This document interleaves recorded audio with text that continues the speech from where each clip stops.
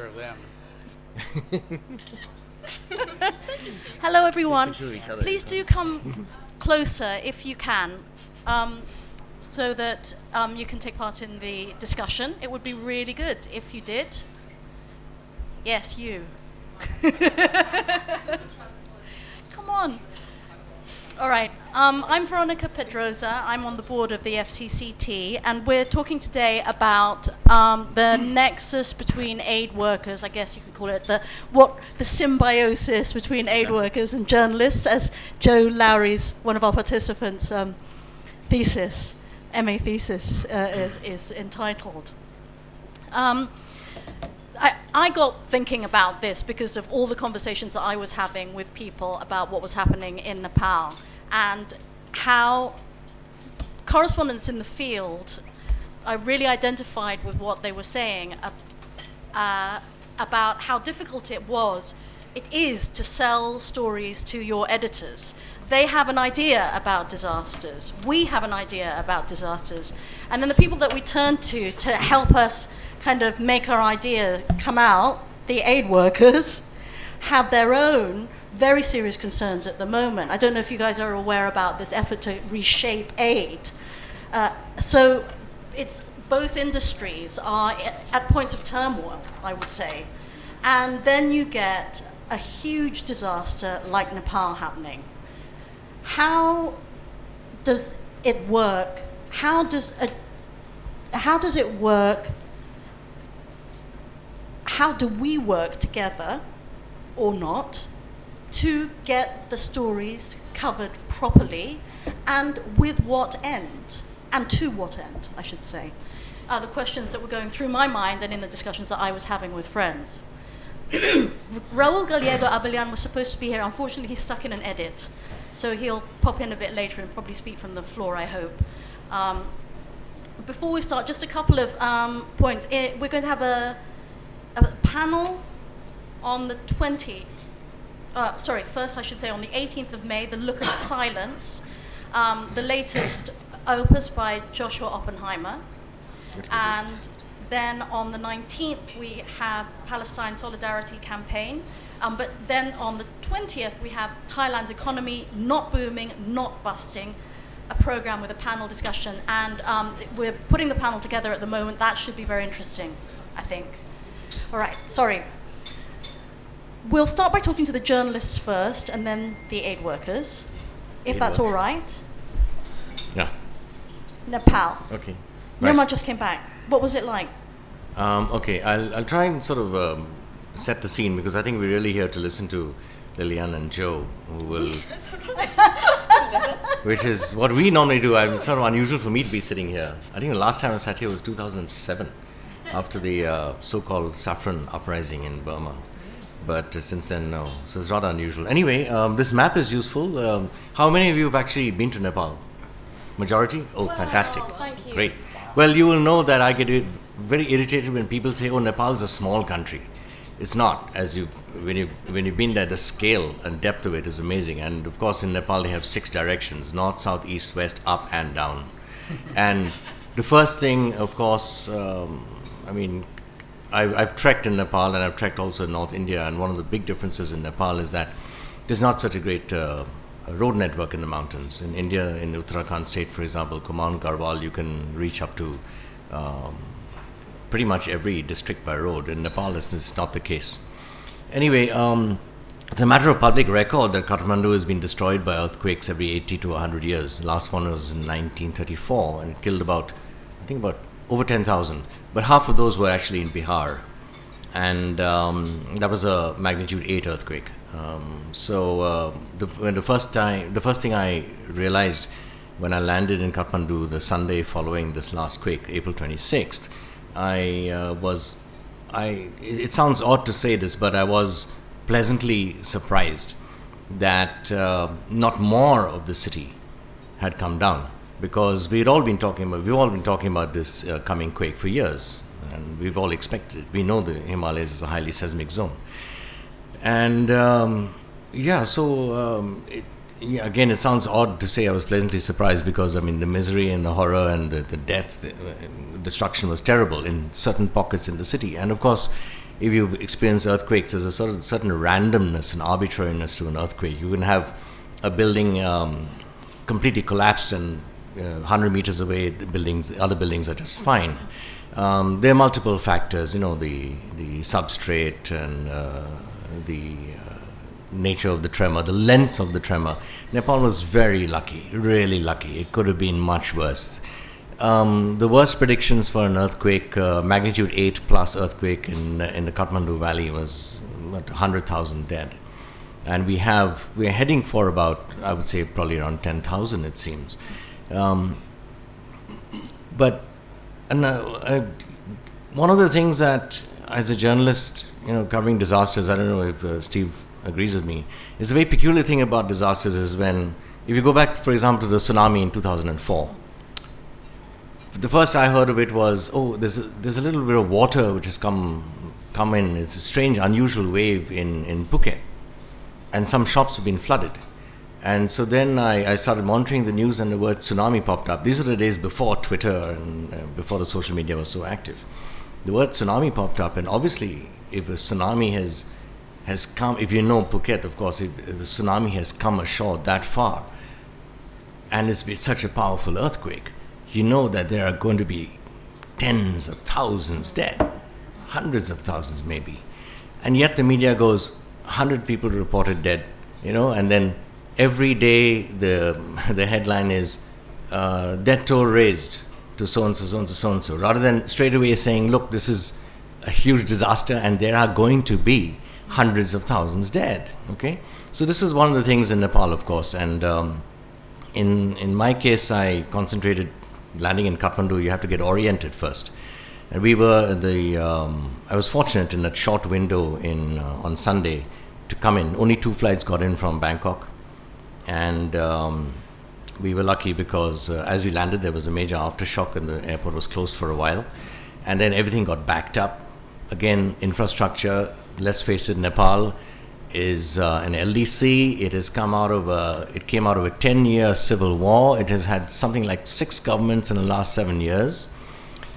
And it depends a lot on remittances, something like $4 billion, if I remember rightly, a year. There's a significant Nepali diaspora, mainly in India, the Middle East, and Southeast Asia. The good thing about the diaspora is those remittances keep coming. The bad thing is that there are not enough able-bodied men around. And I came across many people in Kathmandu, men who were desperate to go back to their villages because they were the only men around. They needed to go back. So you had this great exodus from Kathmandu to the villages. And even before this earthquake, I had heard and read that there has been outmigration from the mountains to the plains. And I really strongly believe this is going to pick up now. And the fallout of this earthquakes, disasters like this change countries. We saw that in Aceh, we saw that in Sri Lanka with the tsunami. I think there is a potential for great change in Nepal in terms of this sort of migration, and that will trigger a whole bunch of new problems. Environmental problems in the plains, for one thing. The mountains, the environment in the mountains may recover. But environmental problems in the plains will become very severe because everybody's going to come down from the mountains. And of course, then we still have the very immediate ongoing problem right now as we speak, which is delivering aid. I mean, the monsoon is about 4 to 5 weeks away, actually. We saw what happened with the earthquake yesterday, the aftershock. Several landslides. Now, again, Himalayas are highly seismic. The monsoon makes it worse by triggering landslides. And once you have a landslide which cuts off a road, at the best of times in Nepal, I mean, so many of you have been there, it takes days sometimes, hours to days, to walk to villages. They are spread all over the mountains in small hamlets. And in some districts, due north of Kathmandu in Gorkha, and northeast of Kathmandu in Sindhupal Chowk, a huge proportion of houses have been destroyed, something like 80 to 90%. I mean, Steve and I spent one day in the field together, actually, and we came across hamlets which were completely destroyed. And again, I have to say, despite all the misery we saw, and despite the trauma, and a lot of the survivors, a lot of the children will carry this trauma. It runs very deep, as we know. Despite all that, they were extremely lucky that this earthquake struck in the middle of in the late morning on a Saturday when schools were closed. Over 16,000 schools collapsed. Right. Well, a few other thoughts before I sort of hand over, really. So Nepal, it was disappointing to see the Nepal government's response. Now, essentially, almost any country, even a country with major resources, would be pretty paralyzed by the scale of such a disaster in the first 48 hours, certainly. And but the problem with Nepal is that we knew this had to come. Now, a lot of NGOs had done community training and whatnot, and this came in very useful. In the 24 hours after the earthquake, I saw communities helping themselves. They were camping outside. They had arranged, outdoor kitchens. The work had been allocated. All this was part of the community spirit. This community spirit, the resilience of Nepalis is there because of they are slightly fatalistic anyway. And why are they fatalistic? Because the government has never been able to produce, to do much. And that is why there are so many Nepalis abroad. Let's face it, right? So, the resilience of Nepalis will help, but the government, the Prime Minister was stuck in Bangkok. When he finally reached Kathmandu, I think the flight before I came in, which was a Sunday morning, and the government was a lot of government ministers were sort of nowhere to be seen. There was no visible government help, and we made it out. I made it up to Gokarna on the second day, and Steve and I made it up to Sindhupal Chowk on the third or fourth day, I forget. And we didn't see anybody there. There was some policemen, but there was no aid effort at all. Leave alone the big trucks, the big convoys, the heavy lifting that will have to get going right now. If it has not already, it must get going. Otherwise, those people out there in the villages are looking at a very, very bleak and potentially extremely tragic aftermath of this earthquake. A quick thought about the media. The international media focused a little bit, and this has been criticized, on Everest. Everest was a big deal, of course, because it's iconic, it's recognizable. Do you not count yourself as international media? No. Okay, I should say Western media or something. But yeah, it was tempting. It was tempting to try and commandeer, get a lift on a chopper and go up to base camp or Lukla, but it would have wasted a lot of time, and that really wasn't the story. The story very quickly became evident. It was outside Kathmandu. This was a rural disaster, not so much an urban disaster, right? The second thing which came up was interesting, actually. Some of the okay, now I'm wary about saying international media, but you asking me to stick my neck out. Some of the international media, was looking out for the inevitable sort of geopolitical angle. Nepal is sandwiched between India and China. There's going to be this rivalry, and the Indian response was very swift, very muscular. And Nepal has a complicated relationship with India, and that has not been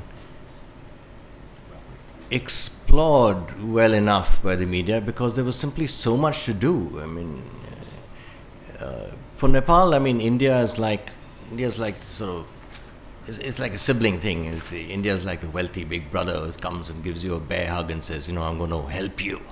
And then this is sort of gratefulness, but there's also a resentment at this overbearing attitude. And the Indian media didn't help by a sort of chest-thumping coverage at home, which was noticed in Nepal. And there was a bit of a sour aftertaste to this whole thing. But nevertheless, India helped. Look at Nepal's capacity. Nepal needs a bigger army. It should set up a rapid reaction, disaster prevention, disaster response force. Nepal's army only has around 6 helicopters. That's it for a country like that, where a helicopter is the mode of transportation. This is one of the criticisms that came up in the context of Everest, that a lot of helicopters were pulling climbers out from base camp. Base camp, of course, it was justified. Half a quarter of base camp was wiped out. But they were also pulling climbers off Camp 1, and I think Camp 2 as well. And they did not really have to be evacuated, but they had to be evacuated because of insurance policies and so on and so forth. So all the private helicopters were doing this huge airlift out of Everest. They could have been used elsewhere. So all this stuff is going to be dissected in great detail in the coming weeks and months. However, the immediate need is obviously those big convoys of building materials and food that must reach the affected people, and I really hope they do.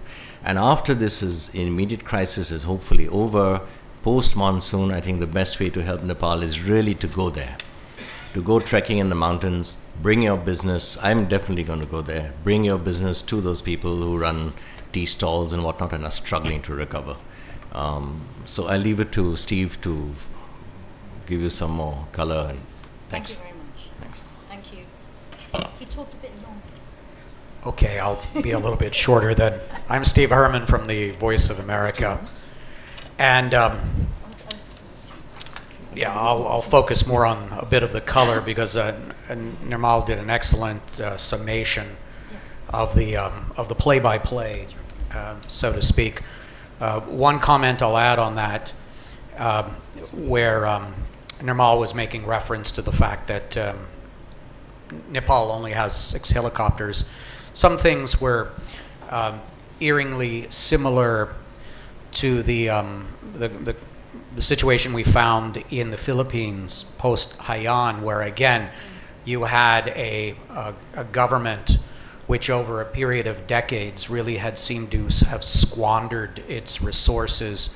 And I believe at that point at Haiyan that Philippines had 2 heavy lift cargo planes, you know, and again, the Philippines is a place that gets hit with a lot of natural disasters, obviously.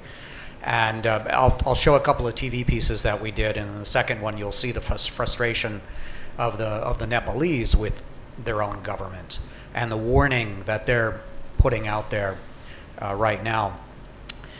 After my experience with the Philippines, where getting to the hardest hit areas was a very big logistical challenge, I thought initially, oh, this one's going to be a piece of cake. We're just going to, you know, nonstop from BKK to KTM. And Nirmal was very lucky getting in on Sunday. We waited till Monday because we wanted to stock up on some supplies, because I'm always concerned about, you know, logistics. You need to go in there adequately prepared. And we're not like some of the bigger NGOs where they may have forward teams already in country and they have people that can help them out. A lot of times when we go in, we really need to be able to fend for ourselves. So we got on the flight Monday, and what happened is we got into Nepal airspace on TG flight 319, and we circled and circled and circled. And then we were sent to Calcutta, where we refueled, took off again, this time circled and circled and circled over northern India. Went back to Calcutta, got dinner on the airplane. They talked about disembarking us for the night in Calcutta. A Qatar flight that could not get in to Kathmandu had already beat us there and taken up all the hotel rooms. So we went back to Bangkok that night, and we're put in the, what was it, the Radisson Hotel or whatever it was. Got up the next morning and then flew into Kathmandu. So it was about a 27-hour journey for what should have been less than a 4-hour flight. So I was very wrong about it would be a piece of cake to get in there. Let me show you a couple of TV stories that we did. Let's see. Yeah, this is, I think, when we were in Sindel-Palchak, that was the heaviest hit. The small fishing village of Majigong on the banks of the Indravati River exists on few maps. Now it has been wiped off the map. All 50 stone and wood homes tumbled in an instant when the quake shattered Nepal. To reach Majigong, a VOA News crew drove for hours over roads just cleared of landslides and then hiked down a steep path on a terraced paddy field. 5 people died here. 1 teenage boy is missing, and about 20 villagers were injured.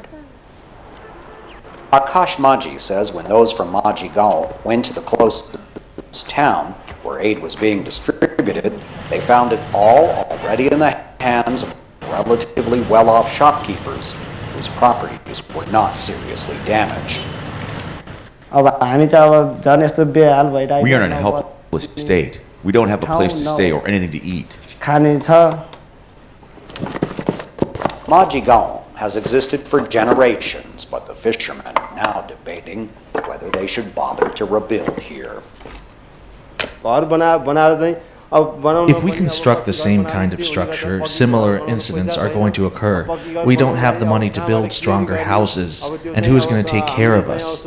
If an NGO or some social agency comes forward to help us, we are saved. Otherwise, we have nothing with which to survive.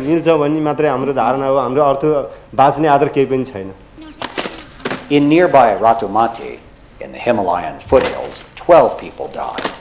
None of the red clay and stone structures is habitable.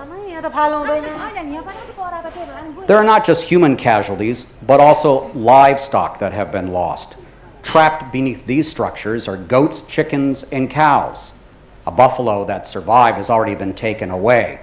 It is a huge financial loss for people on a subsistence living. Injured survivors wait for help. It may be days or weeks before it reaches them. On the road back to Kathmandu, a woman who had been extricated from the rubble of her home was placed on the roadside. She had lain beside her dead husband for 5 days, suffering what appeared to be a broken back. The town's only ambulance was in service elsewhere. Without money to pay for transportation, there would be no ride to a hospital. A policeman finally flagged down a passing truck, convincing the reluctant driver to take her to the nearest medical center. The stretcher was lifted into the back for a bumpy 1-hour ride. Steve Herman, VOA News, Sinupolchak, Nepal.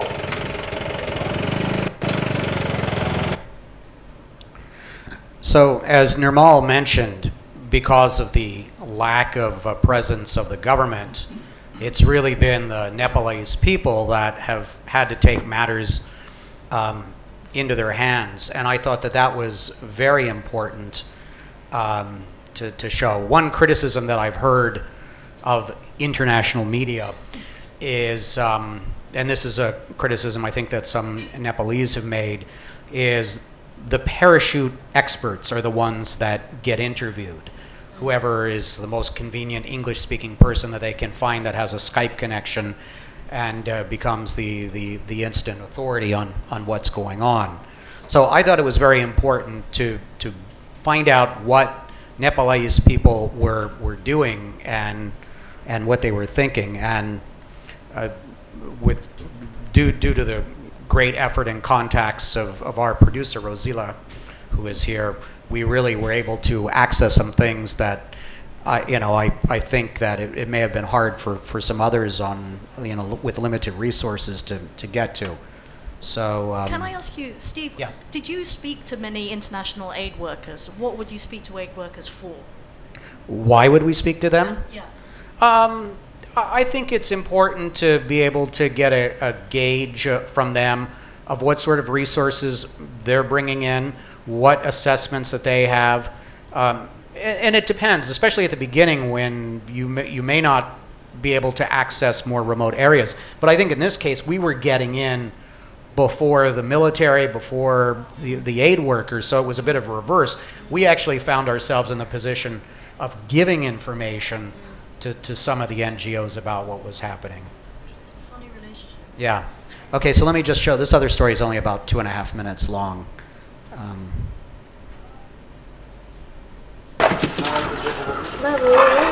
Various organizations rushing to help survivors like these are complaining of bottlenecks at customs and aid convoys being delayed and intercepted. The magnitude 7.8 earthquake struck at a time Nepal is still recovering from a decade-long civil war and continues to be hobbled by a fractured political system, according to newspaper publisher editor Kunda Dixit. Extortion, blockages of roads, corruption was the order of the day for the last, at least 8 years after the conflict ended, and I would say even during the conflict. The status quo angers Nepalese trying to help out, such as prominent actor Shiva Shrestha. If the Nepal government had any brains, what they would do is call together all the outsiders who've come to help and the local NGOs and to delegate to them. If the government tries to do it on its own, it's going to be too late. At Tribhuvan International Airport, relief flights are arriving and materials pile up due to a customs backlog. UN officials want the logjam broken.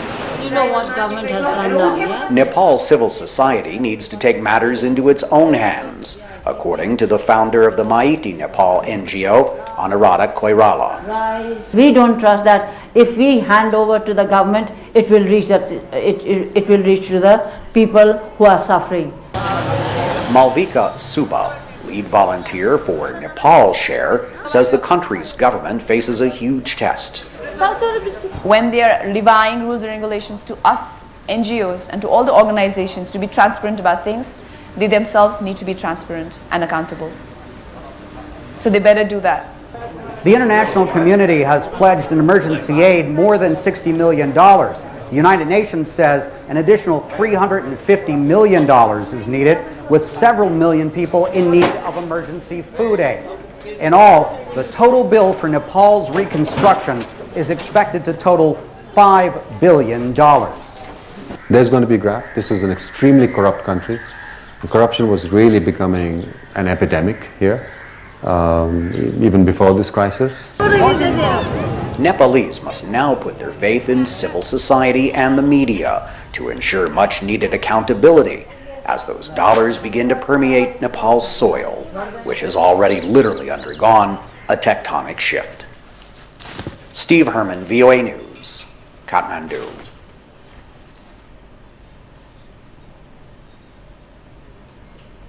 Thank you. Yeah, I'll just add one thing.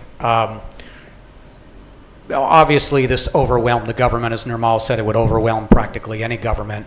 But there was also this attitude where things were just continuing business as usual with the customs holdup, trying to take taxes on most everything, also requiring that any new NGOs, basically it was illegal to give to any new NGOs. All the monies had to be funneled through the Prime Minister's Disaster Relief Fund, which caused a certain amount of skepticism both within and outside of Nepal. So, I mean, a lot of people were just sort of incredulous that the government wasn't opening up more. And again, Nirmal sort of touched on the issues of the psyche of the Nepal government as to why they are still quite sensitive and some may say a little bit paranoid about taking help from outsiders and having accountability and worried about their sovereignty. And Nepal is definitely not the only country in Asia that has those sort of sensitivities as well.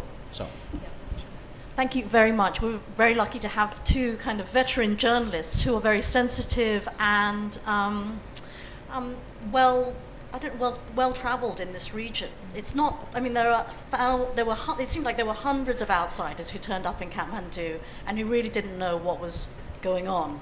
And I guess those are that's what we need to assess. The VOA Straits Times versus the kind of antics that we saw and that have been the subject of vehement discussions on at least one timeline that I've seen on Facebook over Dr. Sanjay Gupta performing brain surgery, emergency brain surgery on television for CNN News. It's not the first time he's done it at a disaster No, I've site. seen it, yeah.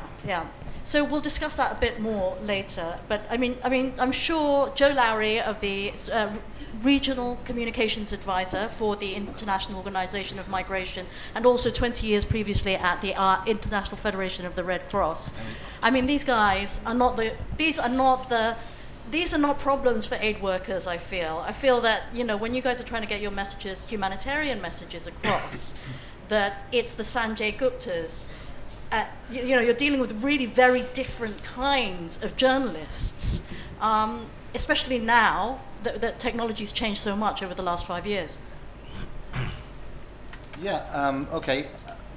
That's putting me in a strange deep end. It was just what occurred to me as coming from what they said and then going to you. I know. Yeah, sure. Yeah, you've written catch it. that. Don't worry. Yeah. Okay. First of all, a minor apology. If I go catatonic at any stage, it's because I'm off cigarettes again at the moment. I'm also off alcohol, which is even more severe. And as my dear wife will attest, I'm sweetness and light at the moment. A few sort of scattershot thoughts. Really, first of all, thank you to the members of the media here for two things. One, for so far giving us a pass, a chance to say what was wrong with the aid organisations you work with. I think the ladies may be a little bit rougher on me afterwards, which is what I'm here for. Our worlds don't collide that often, but they're the worlds of aid and media. And I think that because you gave us a pass and talked about your work and the work you did and the excellent TV work that you did in highlighting, getting to places, you sort of glossed over the fact that there were 4,000 aid workers in Nepal as well, scurrying around in Land Cruisers and on motorbikes and God knows what else, doing great work and bringing great aid to Nepal. I've not been yet, and my passport was in the MOFA when the earthquake happened, so I'll probably go in a couple of weeks for the 1 month anniversary, which leads me to another. First of all, thanks also while I'm here, publicly thanks, because our world needs journalists, I think, much more than they need us for much longer. We become the talking heads in the first few days of the story.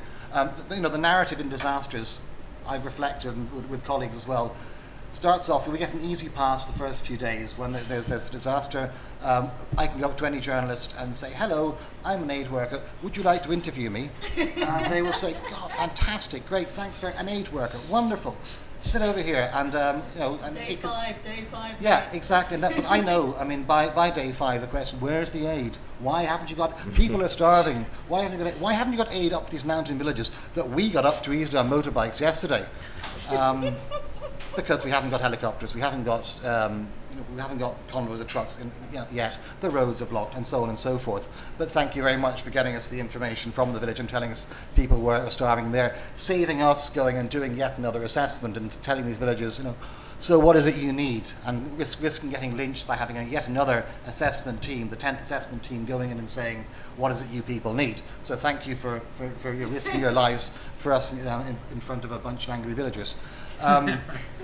Then I honestly normally manage to make my excuses and leave about a week after the disaster has happened, when I have sufficiently milked the kindness of the media to get to do my job and to put forward what it is that to justify what the aid organisations are doing and to try and take away some of the criticism that we deserve a lot of the time. And after a week or so, as Veronica alluded to, the story changes, and it's where is the aid? Why aren't you helping these people? And we become the villains of the piece. There was a wonderful piece of Paxmanning done, not by Veronica, but she's done plenty of it, by Paxman himself, on a character called Matthias Schmale, who's a good friend, who was head of British Red Cross, I think it was 6 months, a year after the Indian Ocean tsunami. And he was on Paxman, on Newsnight, and he was saying, Paxman was saying, how many houses has the Red Cross, meaning British Red Cross, it was on BBC Two, built in the affected area? And Matthias knew the answer. He wasn't going to say it. And he kept going, well, we have plans in advance, we've raised lots of money and blah, blah, blah, and pledges and governments have to and so on, and obfuscation. And Paxman kept going and kept going and kept going. Didn't mention Angela Merkel, if you know what I'm talking about. He did say that, how many houses have you built? And poor Matthias, because an honest man, said 16. And Paxman went apoplectic. 16 houses you built, and it was true. The guy was answering the question, he was being transparent, as we're supposed to be. And this is why I think one of the reasons that we're here is to look at why, when our worlds collide, what do we want out of it? Well, to be a bit bleeding heart liberal, we exist for, to save lives, to bring succor and relief to people who have gone through unimaginable disasters. That's why there are humanitarian organizations, in the purest and simplest terms. There's many other reasons, of course. Why are media disasters? Because they're news events, because people are suffering, and because they want to highlight why the suffering is happening. But it seems to me, having been to a few of these, that it's getting easier and easier for me and for us in the aid organizations to play the media like violins, because you've got less and less time, you've got less and less resources, less and less people back. You mentioned, you go in there and you've got nothing. You've got to think about, what do I eat? Where do I sleep? Generally that's taken care of for us, not always, but generally it is.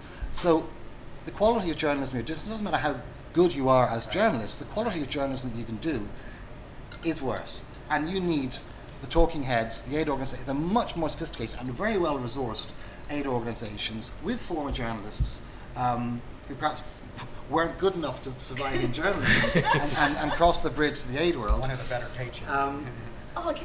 And now we've learned how to use this these fantastic toys like Twitter and Facebook and all the rest of it. We've learned to use these technological toys. And one thing, when I was doing a master's thesis recently, because I'd never done one, and I realised I wasn't getting jobs because I hadn't got a master's. So I went and did one here and really enjoyed it. And it was stressful, and it took a lot of time, but I really enjoyed it. Talking to some of the people about it. And this is one of the points that conclusions I came to, is it's made technology and the lack of investment in journalism has made my job much easier, and it's affected the changing landscape. While it's much more communications and it's much easier to say things, and you can do, anyone can be a filmmaker, a reporter, a podcaster, a blogger, and all those things at once. It doesn't make journalism any better. And we in the aid world want to see good journalism, and we want, even though it's difficult for us to accept it, we do want to be held to account. When we get loads of money, it's public money. It's not our money. It's money paid by taxpayers, paid by governments, and we are accountable to it. And one of the purest reasons that journalism exists is to hold other agents of state, other people in the public sphere, accountable. And that's what you have to do more to us, and we have to defend ourselves well. That will also give better journalism. Now, it doesn't always work that way. When we say we want to be held accountable, in Haiti, there was a circus. It did seem to anyone coming in and seeing 500 Westerners in an air-conditioned tent, that there wasn't much aid being done. Fair enough. But just saying that does not particularly good journalism. Just taking that photograph, tweeting it and saying, look at these aid workers doing nothing, that doesn't move us on. And it also antagonizes and disimproves the relationship that we all work hard to preserve. I think there should be a lot of tension between aid organizations and the media. I don't think that we are as important to you as we think we are to you. But when our worlds collide, I think we should realize that the privilege that we have and why we're doing it. The whole idea of the symbiosis between aid organizations and the media came to me a long, long time ago, when I sort of did cross that bridge from world of journalism to aid work with an Irish NGO called Goal, run, funnily enough, by a sports journalist at the time, which was very seat of the pants NGO, and the joke was you go in to clean the windows and you end up on a plane to Somalia, which pretty much happened to me. But while I was in Somalia, in Mogadishu, 1993, we were having lunch in the Goal House with a wonderful journalist who's passed on since, Jarlath Dolan, good friend, and got to be good to him. But it made me realise, as we were talking, how much we rely on each other. Now, him for the story, and me and us for the coverage, and that hasn't changed. That elemental relationship hasn't changed over the 20 odd years, no matter how much changes there've been in technology. And also, what hasn't changed is the narrative of the story every time. And we're talking. We're invited to talk about a larger issue, and we focus on Nepal because it's just happened. It hadn't happened when the invitation came out, first of all. And I think that the memory of the media is too short as well. And you should be looking at who here remembers Vanuatu. I know Liz does. I know I do.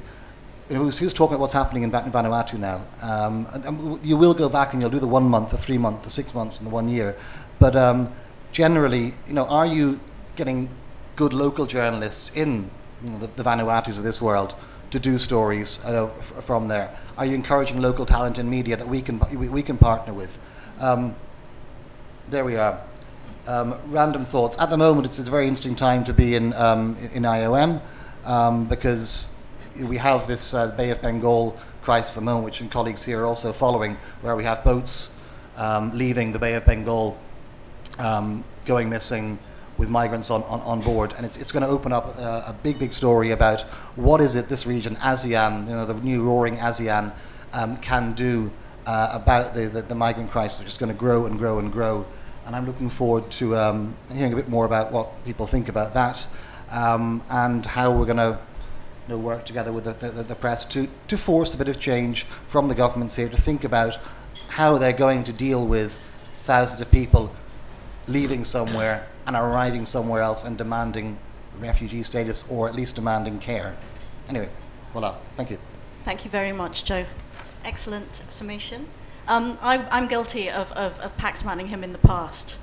And Pax personing. Pax personing you in the past.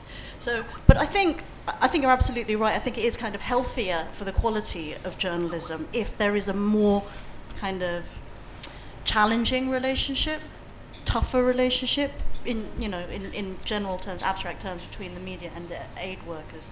But the environment is so. You say we forget stories, but the turnover in the world is so fast. My children don't watch television. Yeah, no man. Do you know, when I was a kid, I used to, I'd come down to breakfast and the paper was on the table, and that I'd read the newspaper. My kids watch these YouTubers who do their hair in front of the camera, and they could, that can be all they choose to watch. Yeah, I'd stop watching them. Yeah. Bit of an issue with your hair, mate. Not enough of it. Anyway, so there is that aspect as well, is what I would say in defense of journalism. Definitely, and I think that also,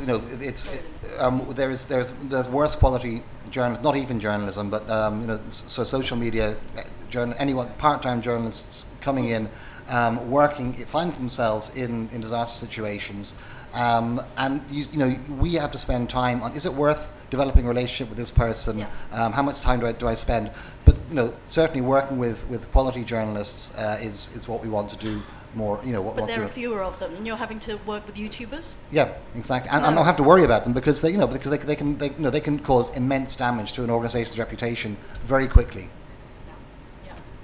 Thanks very much. Okay, our final panelist, last but not least at all, is my dear friend Liliane Fan. She is with the Humanitarian Policy Group of the Overseas Development Institute.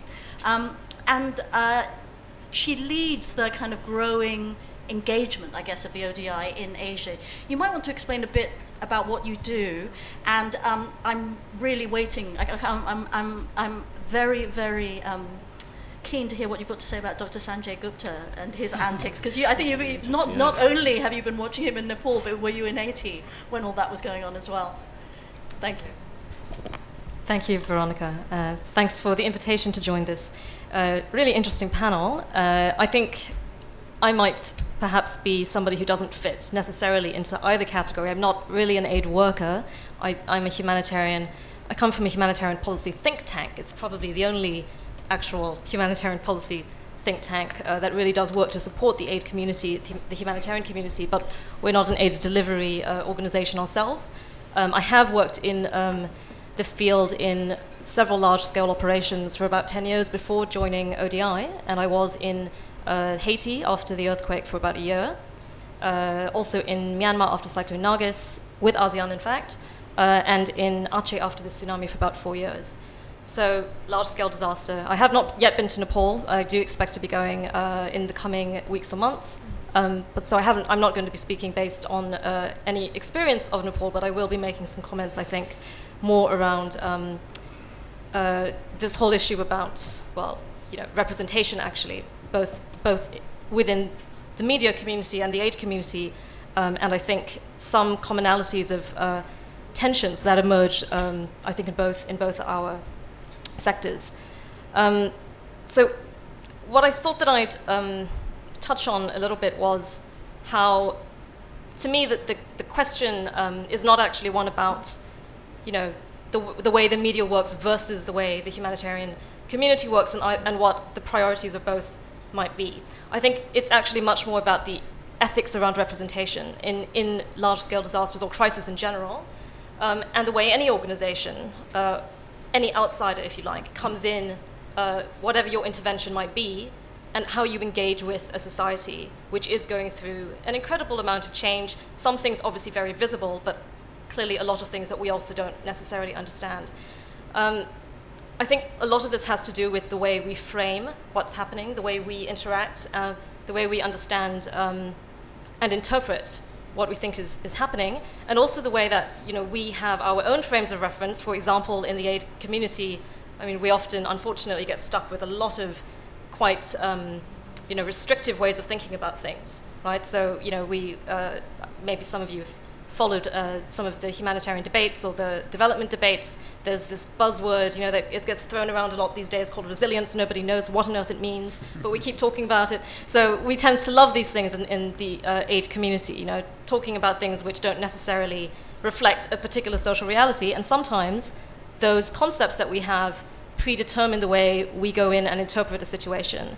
So I think that a lot of what I would say, both aid organizations and media, and anybody actually, ordinary volunteers, private sector, anyone going into a situation where you may not understand the depth of a context, there should be a level of caution about, how you interpret what you see, and how you select actually what stories or what forms, what is going on in a society. How do you select what's important and what's not important? How do you choose to make something visible, and making something visible and telling a particular story or narrative is actually a deliberate choice.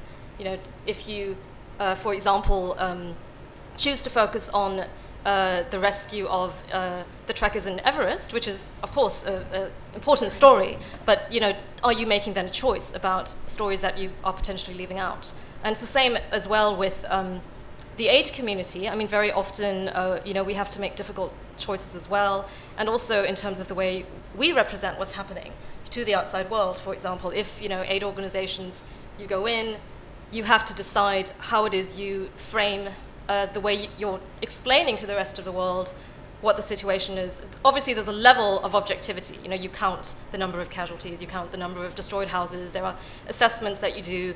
But beyond that, there's a lot of narrative as well. You frame the story in a certain way. And unfortunately, I think in the aid community, both humanitarian and development world, sometimes agencies get a bit caught as well in, coming in with basically the tools that we already have. We develop a lot of programs, for example, on nutrition, food aid, whatever it might be, shelter, gender equality within disasters. There are all these types of programs which we work on anyway in ordinary situations. And sometimes during a disaster, instead of really trying to understand what's going on in a society, we come in and just start narrating those stories which we already have, and we go in and say, well, now it's time for, now we have to create all these child-friendly spaces in Nepal, instead of saying, well, actually, can we try to understand what's actually happening to children? What's the context? What has the situation been, for children in Nepal over all these years? How do you actually do a little bit more research? And that's my primary function as a researcher. So I think, my frustration sometimes, also working with the aid community as well, because I work more with the aid community rather than journalists, is also that. I mean, sometimes there's a real difficulty in actually getting to a deeper level of context analysis. And I think that's a challenge, as I said, for both the aid community as well as the media. We tend to sometimes stay at a little bit of a superficial level of understanding of societies. I think there is also a danger to have this kind of solipsism, and this is actually something which the aid community finds very challenging. We constantly go in and the priority is setting up our systems, right? We go in, we create our coordination systems. Of course, it's important because we saw in Aceh and again in Haiti these enormous responses where you did have thousands of people coming in, overwhelming, local infrastructure and systems, and you really did have to have quite strict coordination systems. But often, we're so busy setting those up and making sure those work that we actually don't often see what's happening outside them, and we very often tend to exclude actors who are incredibly important, things that are happening on the ground, local responders, for example. And I think this is one of the key things in Nepal, the fact that, as you've said, actually, so much of the response is being done by local actors. So for me, yes, of course, there's a story about the aid workers, the international aid workers, but to me, the more interesting story is how is aid getting actually delivered? It's really, it's remarkable, the way that ordinary Nepalese have been able to respond at every level. And it's, it's not just local formal organizations, but it's, every kind of society, social organization that exists, ordinary people, volunteers, professionals, religious organizations, women's organizations, you name it, right? People are mobilizing. And it was the same after Cyclone Nargis, because there were difficulties in getting international aid in, there was such an enormous response from the local society, right? The local communities who had to become very self-reliant in the face of an incredibly restrictive government, they had to learn ways of responding themselves, and they managed to do that. And sometimes I think those are the types of stories, like, after Cyclone Nargis, of course, a lot of the attention initially was about, the government, right? Everyone really went at the government in a very strong way, but those stories about the local responders just didn't really rise to the surface. And, of course, it's important to, be outraged at the government and for the media to focus on that, but you also make a choice then. It would have been, I think, incredibly useful to have more stories coming out on what ordinary Burmese were doing themselves. And I think that sometimes, I've seen a few stories on that coming out of Nepal, which I think is really good. But then, unfortunately, and I know Veronica wants me to touch this issue, but you still have celebrity journalists like Dr. Sanjay Gupta, who, no disrespect for him, but I do find him incredibly problematic. His form of journalism, and particularly in Nepal. I think it was already quite irritating to witness the kind of approach that he was using in Haiti, but I think in Nepal he really crossed the line. Conducting in Haiti, he did kind of examinations of patients on camera. In the Middle East, actually, he also treated a 2-year-old boy. So, this seems to be a kind of pattern with Dr. Sanjay Gupta. But in Nepal, I think he really crossed the line. Emergency brain surgery on an 8-year-old child, and you're breaching medical ethics, number one, by doing something like that on camera without informed consent from your patient. So that is already a breach of your medical ethics. I don't know a lot about journalistic ethics, but I'm quite sure that can't be considered ethical journalism. So I do think that those are the types of things which, as a humanitarian, you really do get incredibly, I wouldn't say just even annoyed, actually very angry about, because that is a violation of very basic humanitarian principles as well. And I did want to bring up the principles because I think that they give us a little bit of a sense as well about how the humanitarian community has tried to work on some of these difficult issues about, when do you focus primarily on delivering aid and making sure that you're that your assistance is reaching those in need, and when do you take a choice to speak out about something?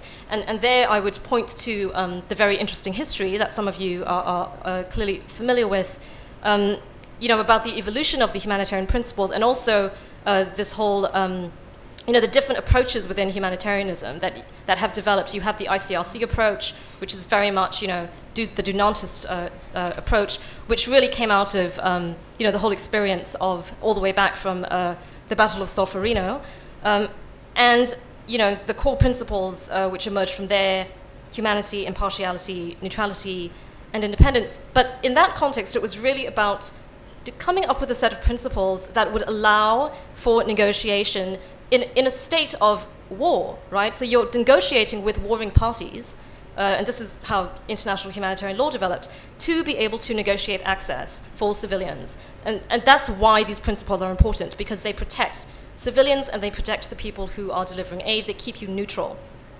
There was then, after the, during the Biafra response in the 70s, that's where you had this critique, actually, of the ICRC approach, and the formation of, this group of French doctors who formed MSF. And this came out about, really it was about, the discomfort of the culture of silence that the ICRC had enshrined, and is very much a sacred part of what the ICRC does, confidentiality, because that's the way that you gain trust. And this group of doctors were very uncomfortable with the fact that they couldn't speak out. And there was, I think it was actually the French Red Cross functioning under the auspices of the ICRC, who refused to speak out about the atrocities that were happening because they didn't see that as being their mandate. So this breakaway group basically started the MSF movement, the Sans Frontières movement, and that's where you had, a much more activist kind of approach to humanitarian aid, where you're not only delivering physical aid and medical aid to people in need, but you're also there to do what they call témoignage, right? You are there to witness what is happening. You are there to speak out against atrocities when they happen, and to stand up for the victims. So there are these different approaches. It's not black and white, but I think that the key thing there is that it's principled. Whatever approach you're taking, it's a principled approach. So I think it's the same, in media when you're telling a story. I mean, I think it's really important to think about why you're telling it and what's the main objective. Is it just to file a story, or is it, are you really trying to reach? Tell a story that's critical. What are the ethics? I'd like to actually understand that more about from the media and journalist world as well. What are those ethics when it comes to representation? Thank you. I mean, I would. Thanks very much, Liliane. Brilliant. What I would point out about Sanjay Gupta is that he works for a company that has a board of directors and shareholders.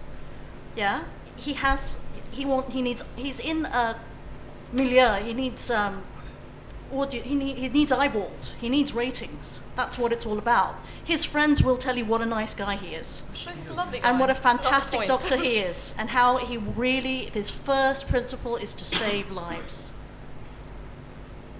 I would not call him a humanitarian.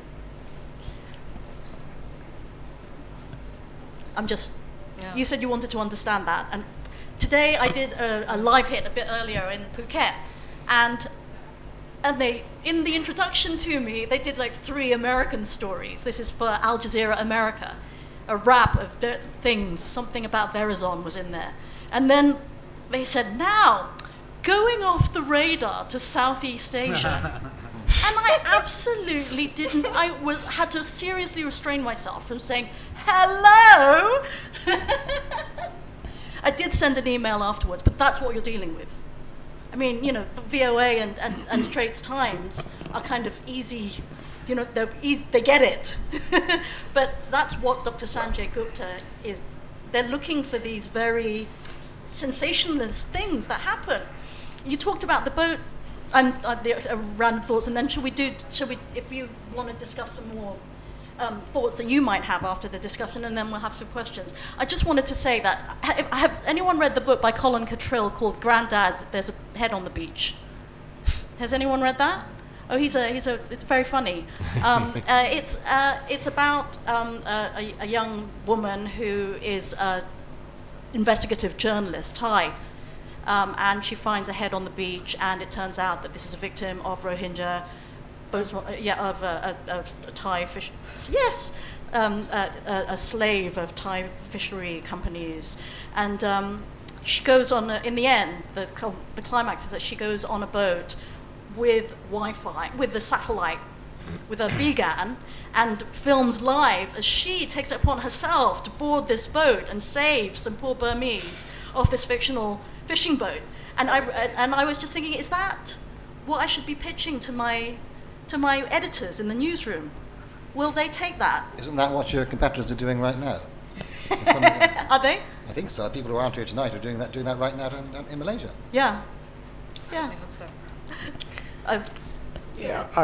Look, I'll preface my comments by saying I'm extremely fortunate that I work for a non-profit, non-commercial, government-funded broadcaster, and if I was at a commercial broadcaster, I am certain that the approaches that I take to stories would be much different.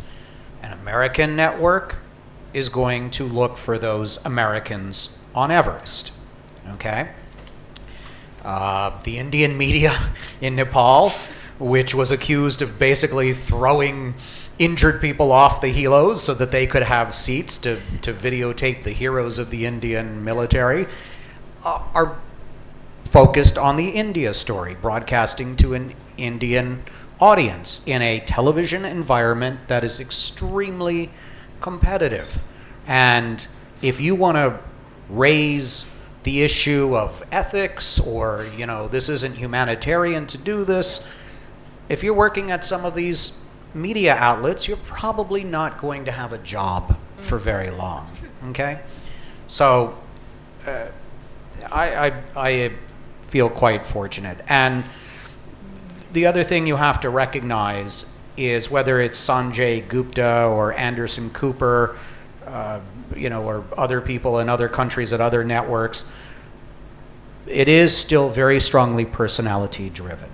And that's whether you'll talk to correspondents who will speak of being big-footed on a story, which means that the star presenter or anchorman comes in to take over the story. When I was in Japan after the tsunami, Anderson Cooper was a little bit to the north of us, but I was told that he came in with a crew of 70. Okay? Can you imagine the strain that puts on that, devastated community? Our trip to Nepal was extremely luxurious because for VOA there were 3 of us, So it's all a matter of context. And I'm sure, there are NGOs out there, as you hinted at, that are there for perhaps they have some other agenda partly. Well, it's the same in the media too. Give the aid workers a hard time. Go ahead, Steve. No, I think that, look, all help is wonderful. And in a place like Nepal, no one, except maybe the Nepali government, was going to complain about the help coming in. Certainly not the Nepalese people. They didn't care whether they were getting rice from a Christian charity or whoever, Beggars can't be choosy. Did you want to say something? Yeah, I think Steve is right in the sense that it depends on what kind of media organization it is and what kind of environment it is. It is in the competitive nature of the environment. And then at the end of the day, if you're covering an intense situation like a disaster of some description, it depends on the individual as well. If you want to grandstand, some of these networks demand this sort of grandstanding.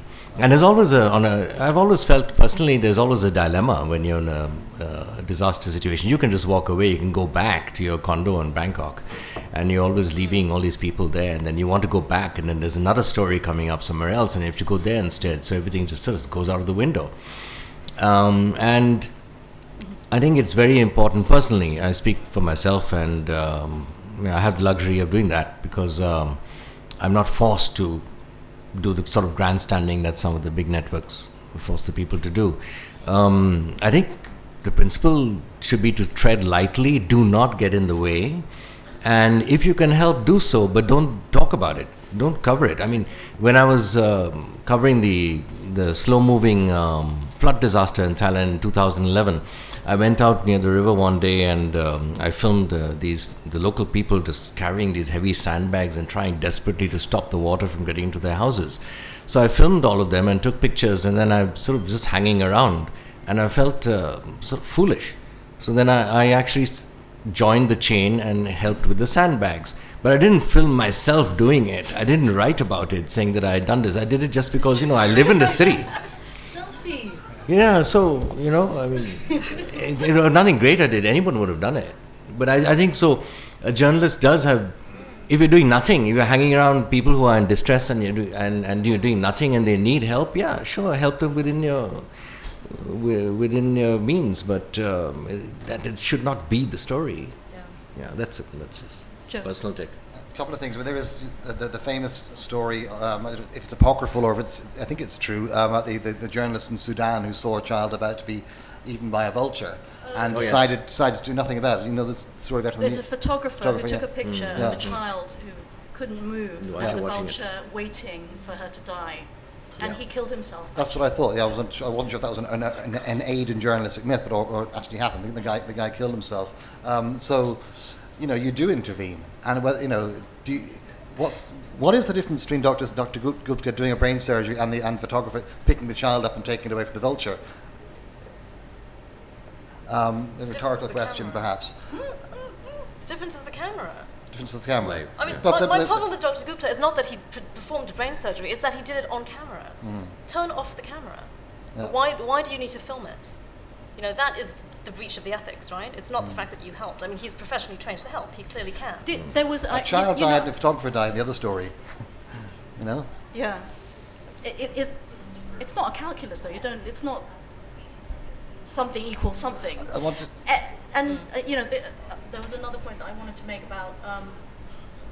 Sorry, did you want to say something? I just wanted to say one thing about the parachute experts, right? That Steve mentioned, and I think, that happened so clearly in Haiti with Sean Penn, right? The fact that Sean Penn came, and he was so quiet. Yes. Well, he wasn't quiet at all. I mean, he was, coming in and trying to boss aid workers around when he had. This was clearly his first experience.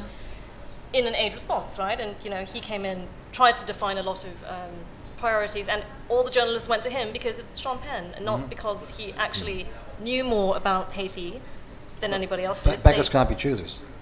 Beggars can't be choosers. For the story, I'm just picking up what Steve said.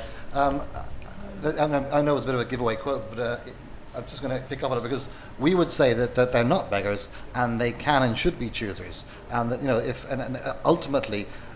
Disaster-affected communities should be able to choose the aid they get, should be able to tell the aid organizations who are bringing in inappropriate aid, piss off, we don't want it. And so they in an ideal world, it's a state of affairs that journalists can help to bring about. People should be aware of their rights as beneficiaries. What about Joe, the fact, our mutual friend, Patrick Fuller, who's the regional communications advisor at the Federation of the Red Cross for the Asia-Pacific zone, said that when Haiti happened, I remember coming into the Al Jazeera studio in KL and saying that there was more aid as a result. You could link this kind of heroic behavior by journalists to more money being donated to the Red Cross. Does that justify going on camera with this? Or maybe I should ask Liliane. I mean, I think that the problem in Haiti wasn't money, right? I mean, there was so much money in Haiti, and there was so much, as there was after the tsunami.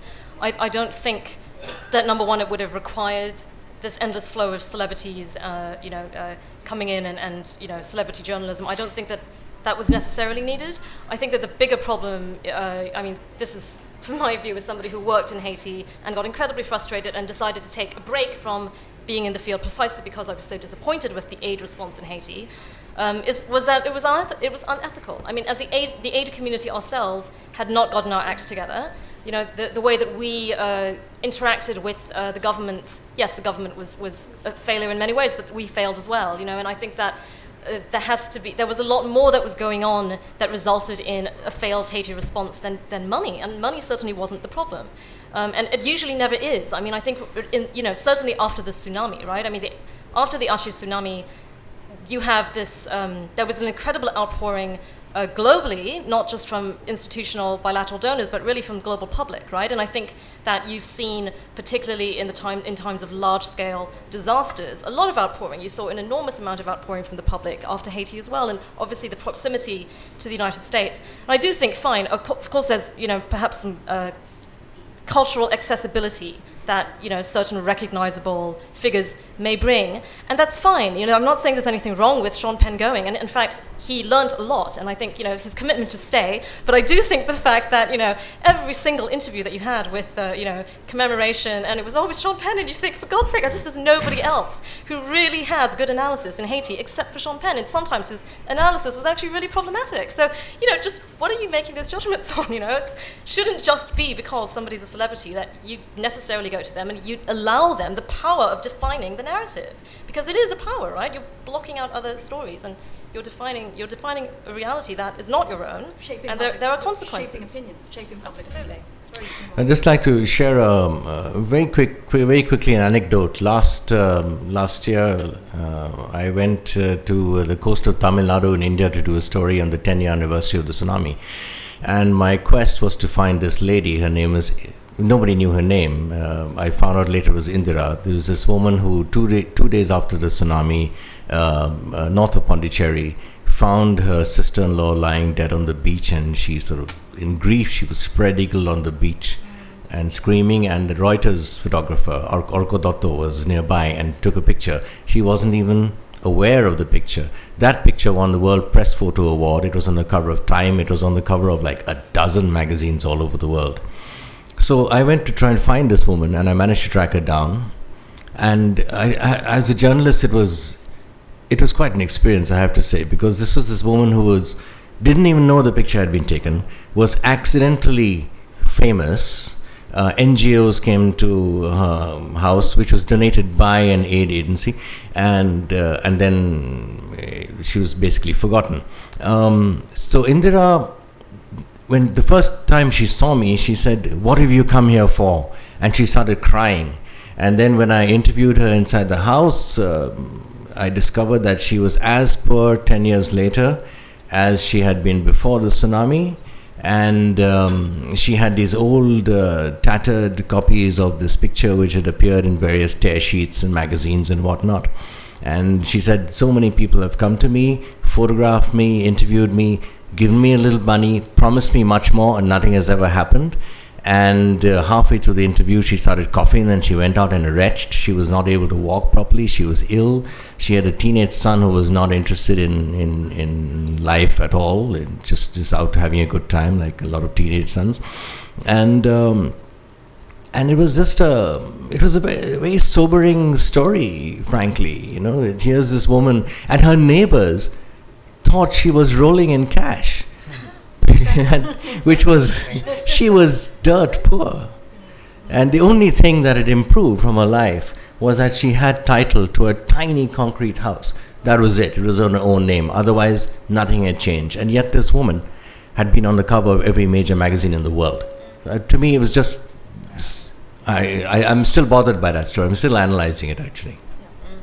So we should open to the floor, I think, at this point. Are people interested in asking questions, joining the discussion? Show of hands? Yes, thank you very much. Do you want to start, please? Sure. There's a mic. Oh, there's a mic at the back, sorry.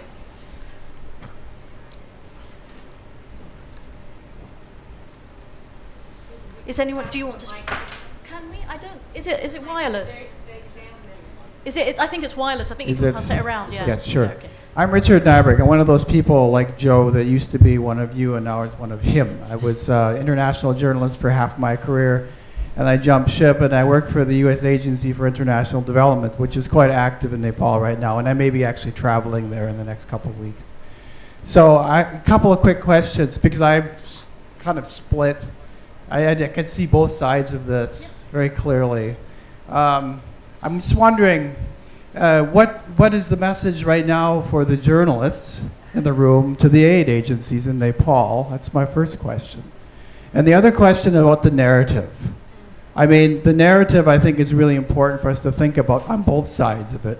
Are we actually telling the good story of how aid is improving in these situations? Are we just using the same old narrative that we always talk about? There's this huge crisis, lots of deaths. Though the aid people are so slow, I can't get going on it. Why is the government stalling? It seems to be the same old litany of stories. When are we going to change it? The other question, I'll put that to the journalist, the earlier part of me would say, what about the story? Is the story getting any better? Are we actually patient enough to get the good human narrative there? Or we just have to get out of there and file every day and get the big numbers, and we have to beat the competition. I used to work for the agencies. I know what that feels like. And it's all a numbers game. So are we actually patient to wait a couple of days and file a good story that gets to the bottom of the local response? So those are my questions. Very good questions. Do you mind grabbing the mic? Do you mind, and so that we can pass it around for anyone else who wants to ask a question? Do you want to answer that now, or should we take a couple more? Yeah, let's take. No. We want to pass it around. Who else? Eric. Yeah. I think we might forget if we do too many. You haven't been taking notes? Okay, yes, go for it. Okay, guys. No, I'm just getting a report of shaking again in Kathmandu, by the way. I think our job, if you're somewhere, your job is to report on what you see, what people tell you. I don't necessarily think it's my job to tell a bad story or a good story. I'm telling the story that I see. And the agencies will come in with an army, and they can do a lot of different stories. But look at what stories are going to end up at the top of the newscast or on the front page. Yeah. So, and even the wires understand that too. Yeah, agree with you. What did you see? Did anyone want to respond to? What was the other part? What is the journal's message to aid workers? Do you have a message to aid workers? No. I don't have a message. No. And that's what I was going back to. We're not as important as we think we are. It's probably the other way around, right? I mean, we usually have a message. No, I mean, look, when we get together, and it's generally an off-the-record or background thing, I think there are, as the diplomats would say, very frank exchange of views, but it's very friendly looking. I think we all want to help in our own ways. But what we report on the air, I don't think, I want to go out and do a hit job on, the NGOs. But if we see something that's particularly egregious, and like the story I did where I felt that the government of Nepal deserved a lot of criticism. Now, it wasn't me criticizing them, it was the people that I interviewed. Obviously, I had some idea of what they might say, and so you can accuse me of perhaps being proactive in that regard, but it was manifestly evident what was going on. Of course, you could also say, and this is true, that in a situation like that, most people will complain. Obviously, they want more aid. So you have to take that into account. But then you can't, as Steve said, we're not out to. There is a symbiotic relationship to some degree with aid agencies, and we exchange information and we value that. And I don't think we're out to, as Steve said, do a hit job on aid agencies. We report what we see. That's it. I don't think that people do want more aid. I think if it's there and it's going, then you'd be a fool to turn. But what people want to do is they want to help themselves. They want to get jobs back. They want to build their house back. They actually would like to do it themselves completely. Whether they're, I had a really strange experience in New York after 9/11. I interviewed some guy who was getting aid from the Red Cross, who'd lost his apartment, lost his business. And he was a millionaire, yuppie millionaire, who'd lost everything, and he was there getting money from the Red Cross. I was, fantastic story, great. He said, when I get back on my feet, I'm going to give every cent that I've got. I'm going to give it back to the Red Cross. I said, wow, great. And what's your name? He said, I'm not telling you my name. I said, why not? He says, do you think I want my peers to know that I took charity for the Red Cross? I think that's as true whether you're in a village in the Philippines or Nepal as it is if you're in the village. Yeah, I just wanted to say something quickly in response to that, and I think there has to be objectivity, right? I mean, the story, if the story isn't, if aid isn't getting better, the story shouldn't be about aid getting better, right? So I think how do you actually try to understand if it is getting better or not. And I think that would actually be more of a job of organizations like the one I work for example, a think tank that actually looks at response. We do evaluations, we actually compare, these different types of responses. But there is also, there are some media platforms which are more specialized, like IRIN, for example. And, IRIN, of course, does focus very much on the aid community, the aid responses, development context, particular programmatic issues. So I think that might be a slightly more specialized type of platform where they have been looking at, some really interesting stories from Nepal, including not just what is already working, but I think also what should be considered, right? So, like, let's try to look at cash. What are the lessons we know about cash in emergencies? And, what do we know about using remittance networks in emergencies? What are the lessons from Somalia, for example? How do we think about that in the context of Nepal? So there are those types of media outlets and platforms which are also, I think, a bit more specific to research and objective analysis on these issues. I mean, I absolutely agree with the point that you made about we need to find fresh ways of telling these stories, because it does feel that there is a certain formula with natural disasters. And for me, the challenge always is, because editors want character-driven stories, is what they call it. They feel that people can empathize, I guess. They're moved more by the personal story of someone they can identify with. But when you're there, what hits you is the scale. It's so difficult. Like, the things with the character story, it does not communicate the magnitude and depth of a disaster. So there's that kind of tension. How do we find? I think there are many ways of telling that story, many fresh ways, and we have so much technological support and so much access to information nowadays that there are ways of doing it. But there has to be a kind of commitment and energy that also needs to be incentivized for journalists, which just isn't really nowadays. Eric. Yes, Eric Selden, Resource Media. This is directed to anyone. At what point in coverage of disasters do you find that the television media in particular begin to overstay their welcome, and it becomes diminishing marginal returns for the aid agencies?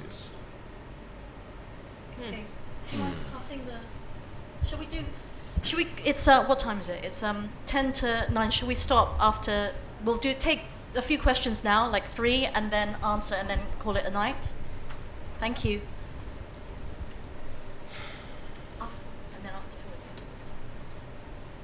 So should Yes, we please ask go, now? yeah, please go Okay. ahead. My name is Susan Walker, and I'm from the aid side. 35 years doing humanitarian and then disarmament work, including 15 years here during the crisis at the border, a different kind of crisis, 1 million Cambodian refugees. So I have 1 comment and 3 questions. The comment, I'll make it quick, I've written them down.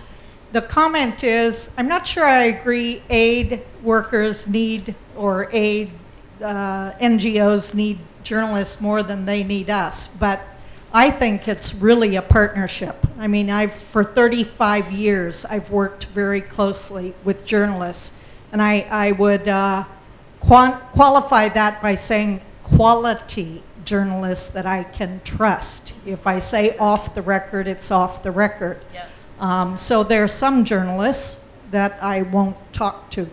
But the good journalists are very, very important to getting the message out. They have an access that we don't to the world, as it were. So my 3 questions. I was, number 1, I was surprised to hear the initial reports confirmed tonight of the bottleneck at the airport with customs and even visa processing. Has that let up? And what is basically the blocking point or the solution to not having that happen? I mean, can't the UN res rep in the country talk with the Nepalese? Maybe I'm being very naive on that, but I mean, this kind of thing should be able to, it's in the Nepalese government and the country's interest to let this aid come in. So how can that bureaucracy be lifted? Second question, is aid finally getting out to the villages? I'm seeing some reports that it is, and my former organization, Handicap International, is working there and has been for 15 years. So they are getting out, but I'm very glad the journalists got out there at least early on. And the third question is probably just for you two who were there. In every crisis situation, whether it's Haiti or the Cambodian border 35 years ago, we had what we called humanitarian cowboys. You know, these people that come in with their money and they're actually not very serious aid workers. They stay for about a year or until the front page news goes away, and then they disappear. So we managed to work around that. Or is it mostly the MSFs, the CARE, you know, the serious, I think, professional organizations that you saw there? Thanks. One more question? Yes. Michael Mackey, freelance. One comment, one question. The comment, I have to say, I'm a bit worried about the eulogization of Jeremy Paxman.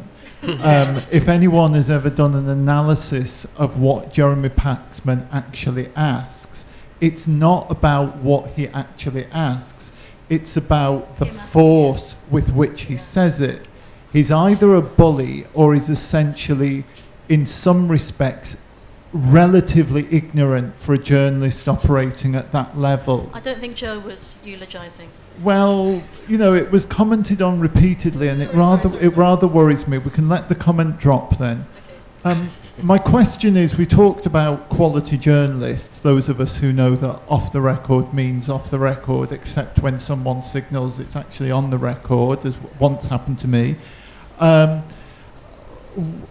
of the issues is the entire casualization of the industry, because that's the way how it went for a number of years. Organizations having to cover globally, don't have the budgets to have trained staff correspondents in all countries. And I'm just wondering about the role of freelancers in this, as a freelancer myself. Do freelancers parachute in to places like Nepal? Can they actually get the story and tell it? Or are they actually an obstruction? And should events like this be left to staff correspondents who have an organisation to back them up? Any comment from either Steve or Nirmal on that one? Indeed, anyone else?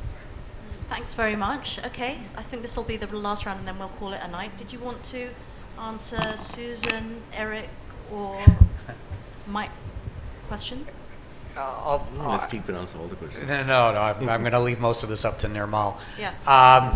On the last point, I don't think it's for us to judge. I mean, it's if a person is legally allowed to be there, and they're, you know, I mean, I don't think we have to be very careful about saying who's a legitimate journalist and who's not a legitimate journalist, especially in this day and age where the line is really blurred now, and anybody with a smartphone can be a multimedia journalist. Well, they can commit an act of journalism.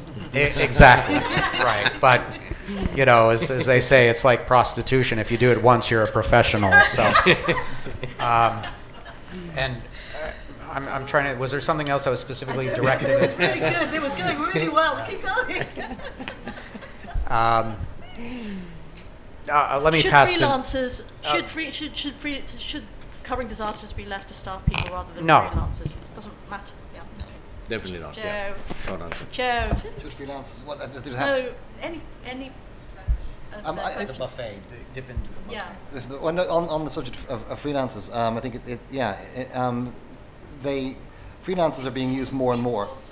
Freelancers are being used, more and more in to save money. Being put at much greater risk by news organisations as well, well documented. Are they doing better stories? Are they taking more risks? Does that make the story better? Can they stay around longer? Are they younger? Are they hungrier?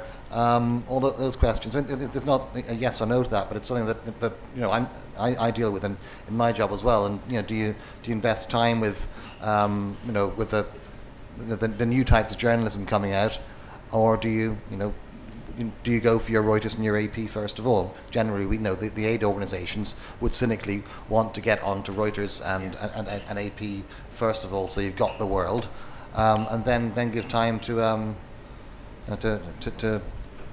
like I say, lesser organisations, but smaller organisations, unfortunately. Well, and I think if you're a freelancer, you shouldn't be trying to replicate what the agencies are doing anyway.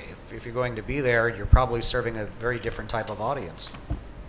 I think Eric's question, Joe should take about the television. Is there a point at which you wear out your welcome? Can we have too much TV journalists knocking on our door saying, "Can we do stories about you, please?" No. But can we get too much of Anderson Cooper's pecs and glutes and lats and tight t-shirts? Personally, I can't. Far too much of it. But it's a matter of personal taste. No, I mean the TV cameras will go after a week, and will come back after a month, and come back in lesser numbers after 3 months, and even lesser numbers after 6 and after a year. And we know that, and we plan accordingly for it, and we try and have our stories ready for that eventuality. I have a quick comment on Suzanne's your comment about partnership. Sorry, your comment about partnership. I think you're absolutely right. I mean, the best case scenario, I think, when these two communities work the best together is when we do see it as a partnership. And I do think that it's critical to understand as well that crisis takes many forms. Disasters are usually, they're not easy, but even a place like Nepal, incredibly complex. And also, I think we shouldn't forget that it's a post-conflict society, so incredibly complex. But there are lots of types of crises, humanitarian crises, where aid agencies are not the first responders, and sometimes you don't even have access at all. Look at the crises that we're all watching in horror right now unfolding on our shores, right? There aren't, it's not aid agencies who are actually able, and maybe Joe could talk about this as well, because of the nature of the very strong sovereignty and the nature of the relationships that governments in this region have with international organizations, and the lack of legal frameworks, right, for actually delivering aid and protection mechanisms to vulnerable people who are a mix of asylum seekers, refugees, and migrants. There's no way that aid agencies can actually get to these people unless they've landed, right? And that's happened now, and even in some cases, not at all, because the boats that landed in Malaysia, for example, went straight into detention, right? And I'm sure that the Malaysians are at least feeding them, but there are lots of levels of protection standards that are being violated. In Aceh, Indonesia, where there were a couple of boats that landed as well. That's probably the only place. No, 2 boats landed, but the next day it was the Indonesian Navy, not the Aceh government. Then I worked very closely with the Aceh government, and I'm in touch with people on the ground who are delivering aid to the refugees right now. The Aceh government would love to have them because they were all refugees themselves, right? Before the tsunami, if you remember, Aceh had a long civil war also. And many of them also used to be refugees leaving to flee to Malaysia. So in fact, they are very welcoming of the Rohingya. But after that first arrival of boats, you had basically the Indonesian Navy saying that they weren't going to take any more. And so there's no way for aid agencies to access these people. So what do you do? In this case, actually, the journalism is so critical. And that's what's actually been happening. Many of us here know Chris Lewa, who is from the Arakan Project, and she's been, her main relationship in getting stories out there is through journalists, right? It's not through aid organizations. We don't have access to this population. And even in Rakhine State, very often the agencies who are working in Rakhine State, we can't say things because if we say something, we'll get kicked out. We are tiptoeing around issues. We see atrocities happening. We see terrible things happening. It's not only atrocities. We also see, when there are improvements taking place. But we can't say anything about what's happening inside because the risk is that you lose access. And for humanitarians, your main priority is maintaining access, right? So that, I think, it's in those types of situations where that relationship becomes even more important. Joe, rescues at sea. I just want to echo the point you made there. This story is broken. I thought I was loud enough. Anyway, I'll speak from my diaphragm.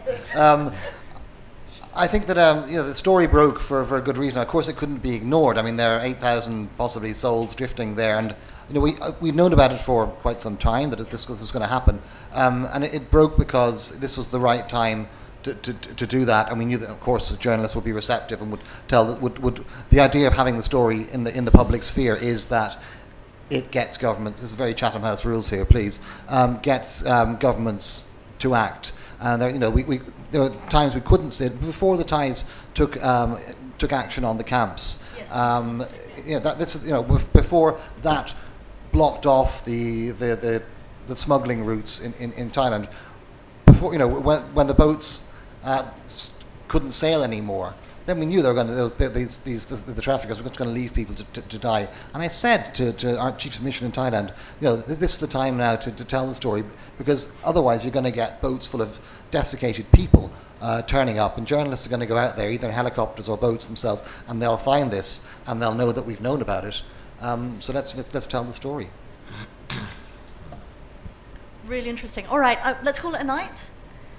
Before you leave, just to let you know that Lilian is also coordinating the Nepal Solidarity Network, and that we are hoping to hold a fundraising event at some point in the next couple of weeks here in Bangkok. If you would like to be informed via email of any updates regarding that, please do sign up at on this rubbish piece of paper.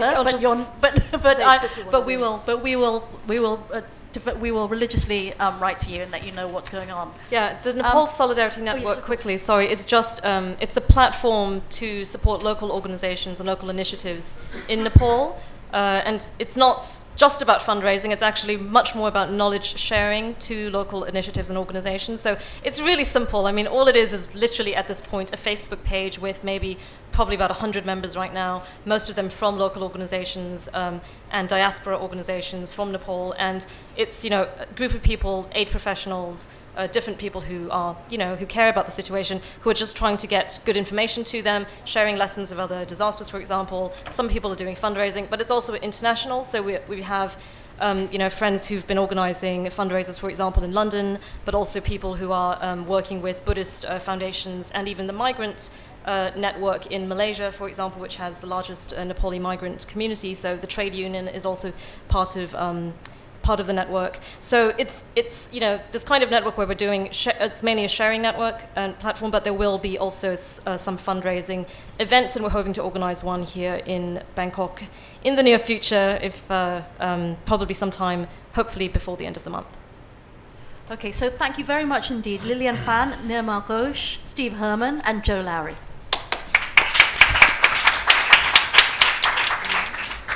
Thank you. Thank you, guys. Very interesting. Very interesting.